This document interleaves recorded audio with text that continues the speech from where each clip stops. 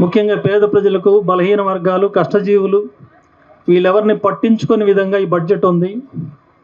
మరొక పక్క బడా పెట్టుబడిదారులు, కోటీశ్వర్లు, కార్పొరేట్ శక్తులకు ఊతమిచ్చేదిగా, వాళ్ళకు సౌకర్యాలు పెంచేదిగా, వాళ్ళ పన్నులు తగ్గించేదిగా, ప్రజల కష్టార్జితాన్ని మరింత దోచుకునే విధంగా వాళ్ళకి అవకాశం కల్పించే విధంగా ఈ బడ్జెట్ ఉన్నది.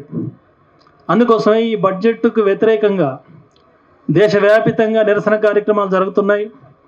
అందులో భాగంగా తెలంగాణ రాష్ట్రంలో ఉన్న ప్రజా సంఘాలన్నీ కూడా ఈ నిరసన కార్యక్రమాల్లో పెద్ద ఎత్తున పాల్గొనాలనే ఆలోచనతో ఈ ధర్నా కార్యక్రమం నిర్వహించడం జరుగుతోంది. వాస్తవానికి ప్రజా సంఘాల ఐక్యవేదిక ఈ ఒక కేంద్ర బడ్జెట్కి వ్యతిరేకంగా జరిగే కార్యక్రమం మాత్రమే కాదు, రాబోయే కాలంలో ఈ రాష్ట్రంలో జరిగే అన్ని సమస్యలపైన అది కేంద్ర ప్రభుత్వం కానీ రాష్ట్ర ప్రభుత్వం కానీ ప్రజలకు వ్యతిరేకంగా ఏ చర్య చేసినా సరే వాళ్ళకి వ్యతిరేకంగా ప్రజలందరినీ సమీకరించి పోరాడే సంఘం అభివృద్ధి అవుతుంది. ఆ రకంగా చేయాలని నిర్ణయం తీసుకున్నామని చెప్పి మీ అందరికీ తెలియజేస్తున్నాను. ఈ ప్రజా సంఘాల ఐక్యవేదిక ఇవాళ కొత్తగా పుట్టిందేం కాదు. గత 2-3 సంవత్సరాలుగా ఈ వేదిక పనిచేస్తోంది. రాష్ట్ర వ్యాపితంగా దాదాపు 20 జిల్లాల్లో పేద ప్రజల ఇళ్ల స్థలాల కోసం, ఇళ్ళు నిర్మించి పోరాటం చేసేదానికి, భూములు పోయే వాళ్లకు నష్టపరిహారాలు సాధించేదానికి అనేక పోరాటాలు నిర్వహించిన చరిత్ర ఈ వేదిక ఉన్నది.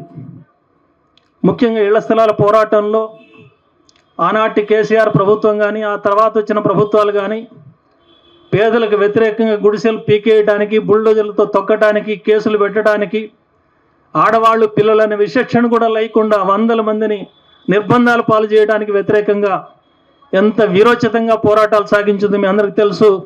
అందుకే ఇప్పటి వరకు కాకి మోకలు ఎన్ని కేసులు పెట్టినా, నిర్బంధాలు ఎన్ని వచ్చినా సరే కొన్ని వేల గుడిసెల్లో ఇప్పటికీ పేదలు నివాసం ఉంటున్నారు. ఒక్క గుడిసె కూడా తొలగించే అవకాశం లేకుండా పోరాటాలు జరుగుతున్నాయి. అంతేకాదు ఈ వేదిక నుంచి హెచ్చరిక చేస్తున్నాం, ఆ గుడిసెల్లో ఇప్పటి వరకు పోరాడుతున్నటువంటి వాళ్ళది హన్మకొండ కావచ్చు, వరంగల్ కావచ్చు, జగిత్యాల కావచ్చు, ఇంకా అనేక జిల్లాల్లో 20 జిల్లాల్లో సాగుతున్న ఈ పోరాటంలో ఉన్న కార్మికులందరికీ అనేక మంది ఇక్కడ హాజరయ్యి ఉండొచ్చు. వాళ్ళందరికీ వేదిక ఒక విజ్ఞప్తి చేస్తున్నది, ఒక హామీ ఇస్తున్నది, ఒక్క గుడిసె కూడా ఖాళీ చేసే సమస్య లేదు. పట్టాలు వచ్చేదాకా, అట్లాగే కొత్త ఇల్లు నిర్మించేదాకా, డబల్ బెడ్రూమ్ వచ్చేదాకా, లేకు వీళ్ళన్న ఇందిరమ్మ ఇల్లు, రాజీవ్ ఇల్లు వచ్చేదాకా వదిలే సమస్య లేదు. అది గత కేసీఆర్ ప్రభుత్వం చేసిన వాగ్దానాలను అమలు జరపకుండా ప్రజలకు పంగనాలు పెట్టినందువల్లనే వాళ్ళని ఇంట్లో కూర్చోబెట్టారు. ప్రజలు వాళ్ళ ఇంట్లో కూర్చోబెట్టారు కదా, నన్ను గద్దె ఎక్కించారు కదా అని చెప్పి రేవంత్ రెడ్డి గారు సంతోషపడితే సంబరం కాదు. చేసిన వాగ్దానాలు, ఎన్నికల్లో అధికారం కోసం, అధికారంలో రావడం కోసం చెప్పిన ప్రతి మాట అమలు జరిపి తీరాలి. అట్లా అమలు జరిపేదానికి రేపు వచ్చే బడ్జెట్, ఇప్పుడు కేంద్రం వాళ్ళు బడ్జెట్ ప్రవేశపెట్టారు, దాని రుచి మనకు దొరికింది. ఇంకా రాష్ట్ర ప్రభుత్వం వాళ్ళు ఇంకా పెట్టలేదు, రేపు పెట్టబోతున్నారు ఇంకొక 15 రోజుల్లో, 20 రోజుల్లో. అందుకే ముందే రేవంత్ రెడ్డి గారికి చెప్పడం కూడా ఈ సదస్సు యొక్క ఉద్దేశం. పెట్టిన మోడీ గారికి పెట్టిన బడ్జెట్ ఎంత మొదనష్టంగా ఉందో చెప్పాలి, దాన్ని మార్చుకోమని చెప్పాలి. పార్లమెంట్లో చివరి బడ్జెట్ ఆమోదం పొందే నాటికి తగిన సవరణలు చేయాలనేది ఈ సదస్సు డిమాండ్ చేయాలి. దాంతోపాటు మన ముఖ్యమంత్రి రేవంత్ రెడ్డి గారికి డిమాండ్ చేయాలి, నువ్వు పెట్టబోయే బడ్జెట్లో ఈ ప్రజలకు సంబంధించి ఏమేమి వాగ్దానాలు చేశావో ఇక్కడ ఉన్న నాయకులందరూ చెప్తారు. ఒక్కొక్క రంగం గురించి, వ్యవసాయ కార్మికులకు ఏం చెప్పాడు, రైతులకు ఏం చెప్పాడు, లేదు వృత్తిదారులకు ఏం చెప్పాడు, దళితులకు, గిరిజనులకు ఏం చెప్పాడు, మహిళలకు ఏం చెప్పాడు, విద్యార్థులు, యువకులకు ఏం చెప్పారు. రకరకాల డిక్లరేషన్లు ఇచ్చారు రాష్ట్రంలో. ఈ డిక్లరేషన్లు అమలు జరగాలంటే మాటలతో అమలు జరగవు, మైకుల్లో ఉపన్యాసాలతో అమలు జరగవు. రేపు బడ్జెట్లో డబ్బులు కేటాయించాలి, ఆ కేటాయించిన డబ్బులు ఖర్చు పెట్టాలి. నువ్వు ఆ కేటాయింపులు జరపండి అని చెప్పడానికి ఎంతెంత కేటాయించాలో మన వాళ్ళంతా లెక్కలు తయారు చేశారు ఒక్కో రంగం నుంచి. అవన్నీ మీకు చెప్తారు. ఇవన్నీ మీకు చెప్పడం, మీకు అర్థం కావడం కోసం మాత్రమే కాదు. ఇక్కడ అన్ని జిల్లాల నుంచి హాజరయ్యారు. దాదాపు ఇటీవల కాలంలో ఎన్నడూ జరగనంత పెద్ద ఎత్తున ధర్నా జరుగుతోంది. ఇది చాలా సంతోషం. కానీ ఈ ధర్నా చాలా గొప్పగా జరిపారు ప్రజా సంఘాలు, వాళ్ళని సంతోషించడానికి కాదు. ఇక్కడ మనమందరం పోగైంది, ఇక్కడ జరిగే ప్రతి మాట, ప్రతి తీర్మానాన్ని, ప్రతి విషయాన్ని మళ్ళీ గ్రామాల్లోకి వెళ్ళి చెప్పాలి, పట్టణాల్లో చెప్పాలి, జిల్లాల్లో, మండలాల్లో, డివిజన్లలో సభలు నిర్వహించాలి. మొత్తం ప్రజల్లోకి విస్తృతంగా ఈ భావజాలాన్ని తీసుకుపోవాలి. ప్రజల యొక్క ఆలోచన ఒక భౌతిక శక్తిగా తయారు చేయాలి. ఈ బడ్జెట్లో తప్పుడు విధానాలు అమలు జరిపి ఎవడైనా సరే బొడ్లో చేసి నిలేసి వాటిని మార్చుకునే విధంగా మనం పోరాటాలు చేసే విధంగా ఈ రకమైనటువంటి ఉద్యమం నడవాలి. ఇది కేవలం ఈ ప్రజా సంఘాలు ఇప్పుడు ఒక 20-25 సంఘాలతోటి మన ఐక్యవేదిక నడుస్తోంది 2 సంవత్సరాలుగా. కొన్ని సమస్యలకే పరిమితం అవుతున్నాం, కొన్ని సంఘాలకే పరిమితం అవుతున్నాం. ఇది కూడా సమస్య చేశాం. అందుకే రాబోయే కాలంలో ఈ కొన్ని సమస్యలకి అంటే ఇళ్ల స్థలాలు భూముల వరకే కాదు, ఇంకా రకరకాల ప్రజా సమస్యలు ఏ కష్టం కన్నీళ్లు ప్రజలకు వచ్చినా సరే స్పందించే విధంగా దీన్ని విస్తృతపరచాలి ప్రజా సంఘాల ఐక్యవేదికను. అప్పుడప్పుడు ఒక్కొక్కసారి ఏదో బడ్జెట్ లాంటిది వచ్చినప్పుడు సంవత్సరానికి ఒకసారి కదలడం కాదు, ఎప్పుడు ఎన్ని సందర్భాలు వచ్చినా సరే ప్రతి సందర్భానికి ప్రజల్లో తలలో నాలుకలాగా మీ కష్టం కన్నీళ్ళకు మేము ఉన్నాం, ఇక్కడ ఎర్ర జెండాలు ఉన్నాయి, ప్రజా సంఘాలు ఉన్నాయి అని చెప్పి ఒక ధైర్యం చెప్పే దానికోసం మనం పూనుకోవాల్సిన అవసరం ఉంది. ప్రజా సంఘాలు అంటే వ్యవసాయ కార్మిక సంఘం, రైతు సంఘం, సిఐటియు లేదా ఈ సంఘాలు మాత్రమే కాదు. ఇప్పుడు చూడండి, కళాకారులు వీళ్ళందరూ వచ్చారు. వీళ్ళందరూ ఎంతో కాలంగా తమ కళను బ్రతికిస్తున్నారు, బతుకుతున్నారు. కానీ వాళ్ళకి దిక్కులేని పరిస్థితి వచ్చింది తెలంగాణలో. తెలంగాణ అంటేనే జానపద కళలకు కాణాచి లాంటిది. అట్లాంటి తెలంగాణలోని దిక్కులేని స్థితిలో ఈ కళలు ఉన్నాయి. ఇట్లాంటి ప్రతి ఒక్క సమస్యను కూడా ట్రాన్స్జెండర్ల సమస్యతో సహా ప్రతి ఒక్క ప్రజా సమస్యని, ప్రతి వర్గ సమస్యని తీసుకుని పోరాడే ఒక విప్లవ పోరాట వేదికగా ఈ ప్రజా సంఘాల వేదిక భవిష్యత్తులో ఉంటుంది. దానికి మీరందరూ సహకరించాలని చెప్పి నేను కోరుతున్నాను.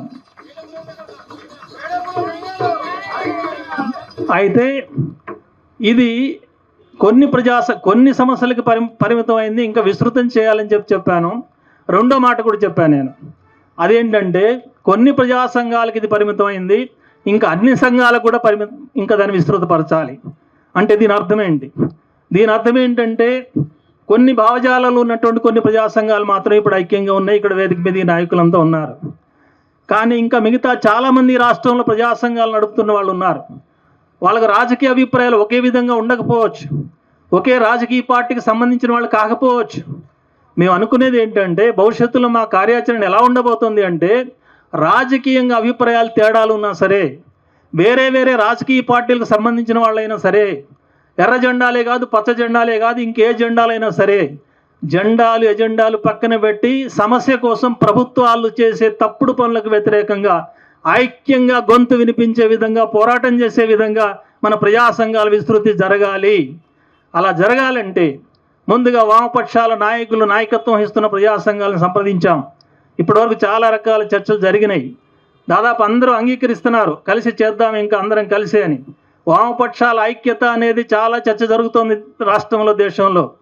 ఆ ఐక్యత కంటే ముందు వామపక్ష నాయకుల ఆధ్వర్యంలో ఉన్న ప్రజా సంఘాలను ఐక్యంగా ఉండాలనేది ప్రతిపాదన పెట్టాము. సానుకూలమైన చర్చలు జరుగుతున్నాయి. కొన్ని చిన్న చిన్న టెక్నికల్ అభ్యంతరాలతోటి కొంత ఆలస్యం జరుగుతోంది. భవిష్యత్తులో బహుశా 2-3 నెలల్లోనే అట్లాంటి విస్తృతమైనటువంటి ఐక్య వేదిక ఏర్పాటయ్యే అవకాశం ఉంది అని చెప్పి మీ అందరికీ నేను తెలియజేస్తున్నాను. దాంతోపాటు వామపక్ష నాయకుల ప్రజా సంఘాలే కాదు, వామపక్షాలకు దూరంగా ఉన్న, వామపక్షాలకు వ్యతిరేకంగా ఉన్న ప్రజా సంఘాలు కూడా ఉండొచ్చు. అయినా సరే ఇష్యూ బేస్డ్గా వాళ్ళతో కూడా కలిసి పనిచేసే దానికోసం మనం పనిచేయాల్సిన అవసరం ఉంది. ఈ ఆలోచన, అభిప్రాయాలను కూడా మీరు కింద జిల్లాల్లో ప్రజల్లోకి తీసుకోవాల్సిన అవసరం ఉంది. అందుకు అవసరమైనటువంటి పునాదిని, అందుకు అవసరమైన ఆలోచన ధారని మీరందరూ ఏర్పాటు చేయాల్సిన అవసరం ఉందని మీ అందరికి విజ్ఞప్తి చేస్తున్నాను. చాలామంది నాయకులు మాట్లాడాలి, ఎక్కువ సమయం నేను మాట్లాడే అవకాశం లేదు. కానీ ఈ బడ్జెట్ గురించి ఏదైతే ఇప్పుడు ఈ ధర్నా కీలకమైన అంశం కేంద్ర బడ్జెట్ అని పెట్టుకుంటున్నామో దానికి సంబంధించి ఒక 2 మాటలు చెప్పి నేను ముగిస్తాను. బడ్జెట్ ఏంటి, దాంట్లో వివరాలు ఏంటి, వీరయ్య గారు చాలా విషయాలు చెప్పాడు. ఇంకా చాలా విషయాలు వాళ్ళ వాళ్ళ రంగాలకు సంబంధించి ఈ బడ్జెట్లో ఏముంది ఏమి లేదు అనేది మిగతా నాయకులు కూడా మాట్లాడతారు. కానీ ఈ బడ్జెట్ ఇలా ఉంది, ఇలా ఉండకూడదని విమర్శించడం వరకే సరిపోదు, మనం ఎలా ఉండాలో కూడా చెప్పాలి. అందుకే ఒక 8 అంశాల్లో మార్పులు జరగాలని చెప్పి మన సంఘం తీర్మానం చేసి, అంటే మన వేదిక తీర్మానం చేసి ఆ కేంద్ర ప్రభుత్వానికి పంపించాలి. మన డిమాండ్లు ఏంటో చెప్పాలి, మోడీ గారికి పంపించాలి. ఏమిటి ఆ డిమాండ్లు అని చూస్తే, మొదటి విషయం ఇంతకుముందు మాట్లాడినట్టుగా బడ్జెట్ అంటే ఏంటి? బడ్జెట్ అంటే ప్రభుత్వం చేసే ఖర్చు, ప్రభుత్వానికి వచ్చే ఆదాయం లెక్క చెప్పడం. ఈ లెక్క చెప్పేప్పుడు ప్రభుత్వానికి ఎంత ఆదాయం ఉంటే అంత ఎక్కువగా ప్రజల కోసం ఖర్చు పెట్టే అవకాశం ఉంటుంది. అది సరైంది. అయితే ఆదాయం ఎవరి దగ్గర నుంచి తీసుకోవాలి, ఖర్చు ఎవరికి పెట్టాలి? ఇక్కడే ఉంది తిరకాసంతా. మిగతా గవర్నమెంట్లు మనం కోరుకునే గవర్నమెంట్లకు ఉండే తేడా కూడా అది. అన్ని గవర్నమెంట్లు చేసే పని కొంతమంది దగ్గర వసూలు చేస్తాయి, కొంతమంది ఖర్చు పెడతాయి. అందరూ చేసే పని అదే. కానీ ప్రజల గవర్నమెంట్ అంటే ఏంటి? ప్రజలు మేలుగోరే గవర్నమెంట్ అంటే ఏంటి? ప్రజలు మేలుగోరే గవర్నమెంట్ అంటే బాగా డబ్బున్న వాళ్ళ దగ్గర ఎక్కువ వసూలు చేయాలి, పేదవాళ్ళకి అది ఎక్కువగా పంచాలి. ఇప్పుడు కరెంట్ సబ్సిడీ అంటున్నాం. కరెంట్ క్రాస్ సబ్సిడీ అంటే ఏంటి? కరెంట్ ఉత్పత్తి కావడానికి 5 రూపాయలు ఖర్చు అవుతుంది అనుకోండి. కరెంట్ ఉత్పత్తి కావడానికి 5 రూపాయలు ఖర్చు అయితే పెద్ద పెద్ద ఇండస్ట్రీస్కి ఇచ్చే కరెంటుని 10 రూపాయల యూనిట్ వసూలు చేస్తారు. వాళ్ళకి 5 రూపాయలకే ఖర్చు అయినా సరే 10 రూపాయలు వసూలు చేస్తారు. ఆ ఎక్కువ వచ్చిన డబ్బుని దళితులకు, గిరిజనులకు 200 రూపాయల కరెంట్ మాఫీ అంటున్నాం. మాఫీ అంటే కరెంటు ఉట్టిగిన ఉత్పత్తి కాదు కదా, అది కూడా ఖర్చు అవుతుంది. పేదలకు ఇచ్చే ఉచిత కరెంటు కూడా ఖర్చు అవుతుంది. వ్యవసాయానికి ఇచ్చే ఉచిత కరెంటు కూడా ఉత్పత్తి కావడానికి ఖర్చు అవుతుంది. ఆ ఖర్చు ఎక్కడి నుంచి రావాలి? గవర్నమెంటే పెడితే దివాళా తీస్తుంది గవర్నమెంట్, పనిచేయదు. కాబట్టి గవర్నమెంట్ పెట్టడం కాదు, గవర్నమెంటే పెట్టాలి. కానీ గవర్నమెంట్ ఎక్కడి నుంచి వస్తుంది అంటే ఉన్నోళ్ళ దగ్గర వసూలు చేయాలి, లేనోడికి పెట్టాలి. అది సరైనటువంటి ప్రజాప్రభుత్వం అవుతుంది. ఇప్పుడు మనం చూడాల్సింది ఇదే. మోడీ గవర్నమెంటు రేపు పెట్టబోయే బడ్జెట్లో రేవంత్ రెడ్డి గవర్నమెంటు ఉన్నోళ్ళ దగ్గర ఎంత వసూలు చేస్తున్నాయి, పేదవాళ్ళకి ఎంత పెడుతున్నాయి, లేదంటే పేదవాళ్ళ నెత్తి కొట్టి ఉన్నోళ్ళకి ఏమైనా దోషి పెడుతున్నాయా, ఇది మనం చూడాలి. ఈ ప్రకారంగా చూస్తే మొన్న పెట్టిన కేంద్ర బడ్జెట్లో 50 లక్షల కోట్ల రూపాయల బడ్జెట్లో పేదవాళ్ళని దోస్తున్నారు. ధరల పేరుతో, ఇంకా సబ్సిడీల కోత పేరుతో, వివిధ డిపార్ట్మెంట్ల కోత పేరుతో, సంక్షేమం, సాంఘికం, రూరల్ డెవలప్మెంట్, వ్యవసాయం, అనేక పద్దులకంతా కోతలు పెడుతున్నారు. దీనంతా తీసుకుపోయి పెద్ద పెద్ద కార్పొరేట్ శక్తులకు దోచిపెడుతున్నారు. కార్పొరేట్ శక్తులు ఎందుకు దోచిపెడుతున్నారు? వాళ్ళకి ఆర్గ్యుమెంట్ చెప్తున్నారు మోడీ గవర్నమెంట్ వాళ్ళు. ఏమనంటే కార్పొరేట్లు అంటే ఎవరు? మీరేదో డబ్బులున్న వాళ్ళు అని వాళ్ళ మీద ఏడిస్తే ఉపయోగం లేదు. వాళ్ళు 1,00,000 కోట్లు ఉన్నా సరే వాళ్ళు ఏమి జేబులో పెట్టుకుని ఇంట్లో కూర్చోవట్లేదు. 1,00,000 కోట్లు పెట్టుబడులు పెడుతున్నారు, పరిశ్రమలు పెడుతున్నారు, ఉత్పత్తి చేస్తున్నారు, దేశానికి ఉపయోగపడుతున్నారు, ఉద్యోగాలు ఇస్తున్నారు. కాబట్టి అట్లాంటి కష్టపడుతున్న పెట్టుబడిదారులకు ఇంకా సహాయం చేస్తే ఇంకా ఎక్కువ పెట్టుబడులు పెడతారు, ఎక్కువ ఖర్చు పెడతారు, ఎక్కువ ఫ్యాక్టరీలు పెడతారు, ఎక్కువ ఉద్యోగాలు ఇస్తారు. అందుకోసం వాళ్ళకి సబ్సిడీలు ఇస్తున్నామని చెప్తున్నారు. సబ్సిడీలు పెద్దవాళ్ళకి ఇచ్చేది రహస్యమేం కదా, అందరికీ తెలుసు. అది పార్లమెంట్లో అందరి ముందు బడ్జెట్ పెడతారు. పెట్టినప్పుడు పెద్దవాళ్ళకి ఎందుకు ఇస్తున్నామని చెప్తున్నారు వాళ్ళు. పెద్దవాళ్ళ ప్రభుత్వం మాది అందుకని ఇస్తున్నామని చెప్పట్లా. పెద్దవాళ్ళకి ఇస్తేనే, వాళ్ళ ఫ్యాక్టరీ పెడితేనే కొత్త ఉద్యోగాలు వస్తాయి, పేదలకు ఉద్యోగాలు రావడం కోసం ఈ పని చేస్తున్నామని చెప్తున్నారు వాళ్ళు. ఇది తప్పుడు సిద్ధాంతం అని మనం చెప్తున్నాం. ఇది తప్పుడు సిద్ధాంతము. ఇది అనేక సంవత్సరాలుగా అమలు జరుపుతున్నారు, దీని ఫలితాలు రావట్లేదు. ఎందుకని రావట్లేదు? మన ఆర్థిక వ్యవస్థ బాగుపడాలంటే నువ్వు ఎక్కువ సబ్సిడీలు ఉన్న వాళ్ళకి, కోటీశ్వర్లకు, పెట్టుబడిదారులకు ఇచ్చి ఎక్కువ ఉత్పత్తి చేస్తే సరిపోదు. ఇప్పుడు చెప్పుల ఫ్యాక్టరీ ఉంది, 1,00,000 జతల చెప్పులు తయారు చేస్తుంది.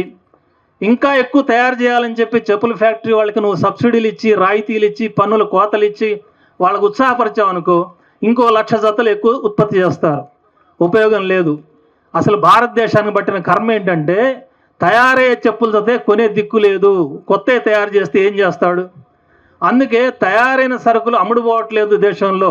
అది చెప్పులు కావచ్చు, బట్టలు కావచ్చు, కుర్చీలు కావచ్చు, ఫోన్లు కావచ్చు, లేదు ఇంకే సమస్త వస్తువులు, ప్రతి వస్తువు కూడా తయారైంది అమ్ముడుపోవట్లేదు. ఇంకా తయారు చేయని తయారు చేసే వాళ్ళకు సబ్సిడీ ఇస్తే, వాళ్ళకు ఎంకరేజ్ చేసి రాయితీలు ఇస్తే ఉపయోగం లేదు. ఇది తప్పుడు పాలసీ అని మనం చెప్తున్నాం. మరి ఆర్థిక వ్యవస్థ బాగుపడాలంటే ఏం చేయాలి? తయారయ్యే సరుకు అమ్ముడుపోయేటట్టు చేయాలి. అమ్ముడుపోయేటట్టు చేయాలంటే ప్రజలకు అవసరం ఉండాలి, కొనే అవసరం ఉందా లేదా? ప్రజలకు తప్పనిసరిగా కొనే అవసరం ఉంది, కానీ కొనేదానికి జేబులో డబ్బులు లేవు. అందుకే మనం చెప్పే, ప్రజా సంఘాలు చెప్పే ముఖ్యమైన సూత్రం మీరు ప్రతి వాళ్ళు గుర్తుపెట్టుకోవాల్సింది, ప్రజల్లో ప్రతి మనిషికి చేరాల్సిన మాట ఏంటంటే పేదవాళ్ళ కొనుగోలు శక్తి పెంచే చర్యలు బడ్జెట్లో ఉండాలి.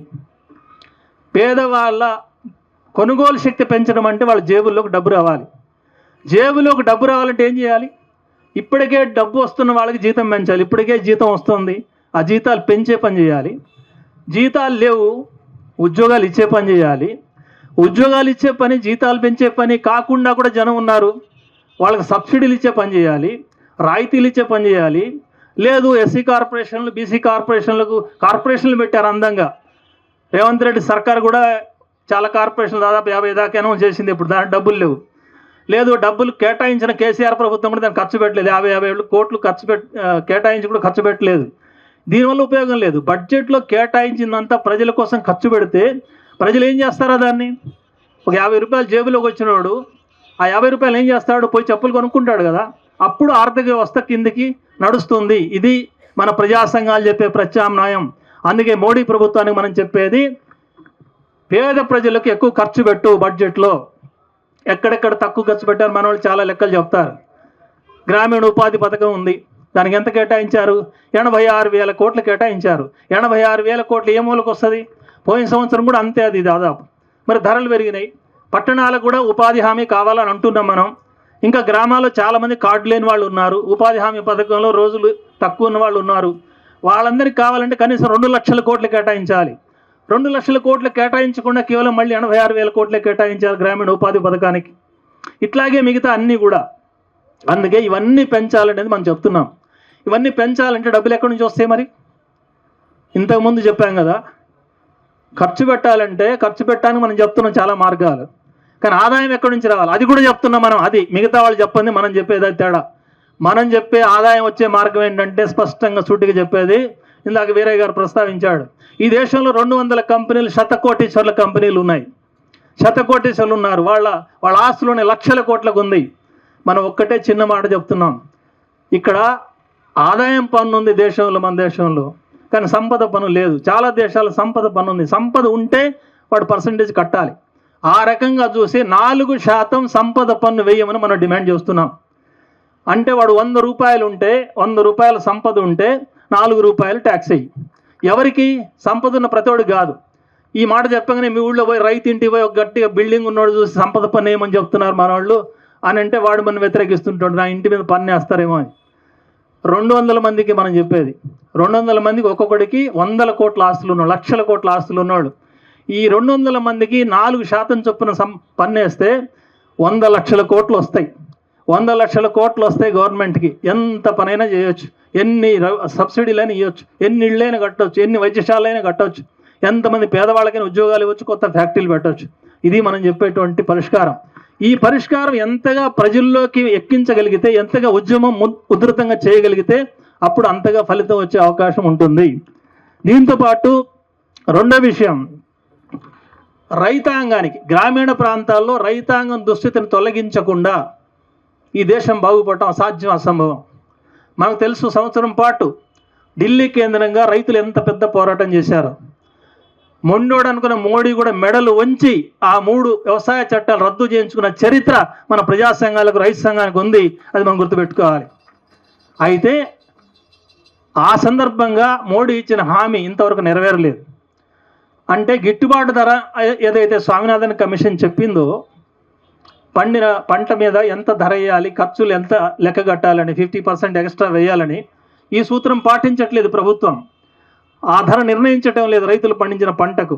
ఇది చెయ్యాలి, దాన్ని లీగలైజ్ చేయాలి, చట్టంలో ఉండాలి. అది ఏదో ఒక జీవో ఇవ్వటం, లేదో గవర్నమెంట్ ఒక ప్రకటన చేయడం కాదు, చట్టమే చేయాలి. చట్టం చేస్తే అప్పుడు మార్కెట్లో రైతు గట్టిగా నిలదీసి అడగడానికి అవకాశం ఉంటుంది, అమలు చేయడానికి అవకాశం ఉంటుంది.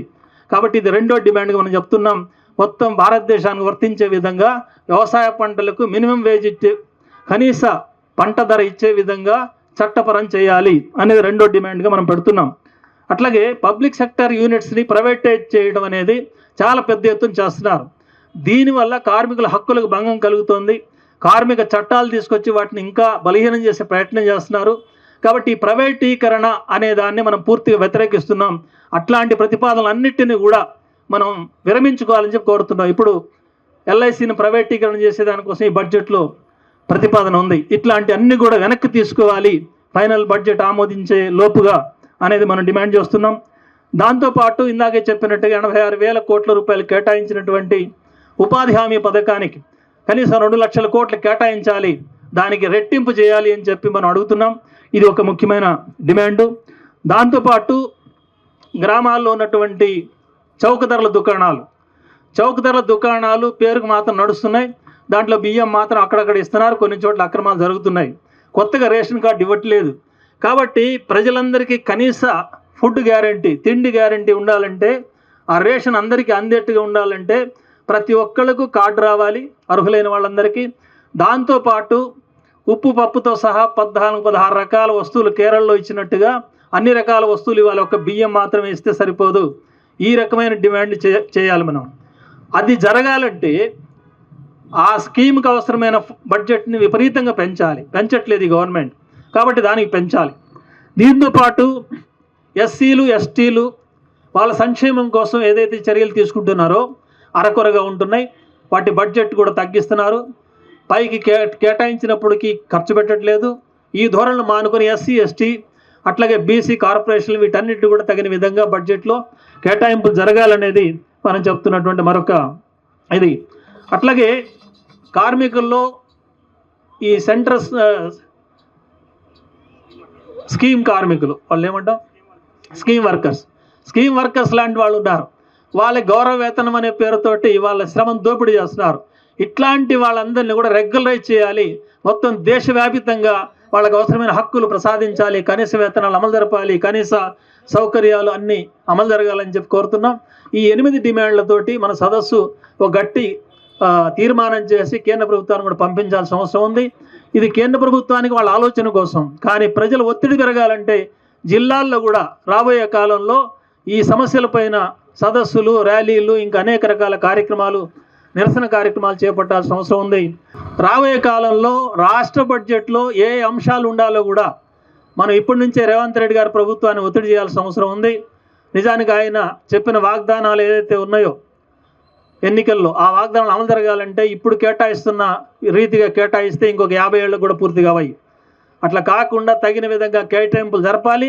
లేదు కేటాయింపులు జరపలేరు అని చెప్తున్నాడు. కేసీఆర్ కాలంలో 7 లక్షల కోట్ల అప్పులు చేశాం, ఆ అప్పులు ఉండటం వల్ల మేము చేయలేకపోతున్నాం అంటే అప్పుల విషయం ఇదివరకు తెలుసు, కొత్తగా తెలిసిందే లేదు. ప్రతి బడ్జెట్లో అప్పులు ఎంత ఉన్నాయో ఆదాయాలు ఎంత ఉన్నాయో అందరికీ తెలిసిన విషయమే. కాబట్టి ఆ సాకుతోటి వాగ్దానాలు వెనక్కిపోవడం కాదు. లేదు వాస్తవంగానే ఏదైనా వాగ్దానం అమలు జరపలేకపోతున్నాం అంటే ఆల్ పార్టీస్ మీటింగ్ పిలవండి, అందరు స్టేక్ హోల్డర్స్ని పిలవండి, చర్చలు చేయండి. ఫలానా ఐటమ్ని మేము అమలు జరపలేకపోతున్నాం అని చెప్పి ప్రజాస్వామ్యయుతంగా చర్చ చేయండి. అంతే తప్ప రాజకీయ బూకరింపుల కోసం లేదా వచ్చే స్థానిక సంస్థల ఎన్నికల ఓట్ల కోసం 4 మాటలు చెప్పడం, ప్రజలు మోసగించడం ఇది జరగకూడదు. అలా జరిగితే మీకు చెల్లుతుందేమో, కానీ ఈ ప్రజా సంఘాల ముందు మాత్రం అది చెల్లదు. ఖచ్చితంగా ఈ ప్రజా సంఘాల ఐక్య పోరాటాలు భవిష్యత్తులో ముందుకు పోతాయి, మీ ప్రభుత్వాలను నిలబెడతాయి. మీరు కానీ అది పాటించకపోతే గత పాలకులకు ఏ గతి పట్టిందో మీకు కూడా గతి పట్టక తప్పదు అని చెప్పి ప్రజా సంఘాల వేదిక హెచ్చరిస్తున్నది. ఇది మీ అందరూ దృష్టిలో పెట్టుకోవాలని కోరుతూ సెలవు.